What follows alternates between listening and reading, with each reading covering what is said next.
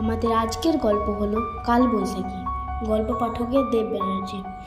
একদিন আমি আমার এক দূরের সম্পর্কে কাকার বাড়ি যাচ্ছিলাম। তাদের বাড়ি এমন এক গ্রামে যেখানে কোনো বাস ঢোকে না, তাই আগের গ্রামের বাস স্টপে নেমে টোটো বা অটো করে যেতে হয়। আমি সেই কাকার বাড়ি যাচ্ছিলাম। সেই বাস স্টপে নেমে দেখি কোনো টোটো বা অটো নেই। হঠাৎই মেঘ অন্ধকার হয়ে এসে ঝড় বৃষ্টি শুরু হয়। সেই বাস স্টপে একটি চায়ের দোকান ছিল। সেই দোকানে গিয়ে দাঁড়ালাম ও এক কাপ চা দিতে বললাম। কথায় কথায় জিজ্ঞাসা করলাম, পরবর্তী অটো কখন আসবে? সে বলল, আজকে যা ওয়েদার তাতে কোনো টোটো বা অটো আর আসবে না। আমি মনে মনে ভাবলাম, কী যে মুশকিলে পড়লাম।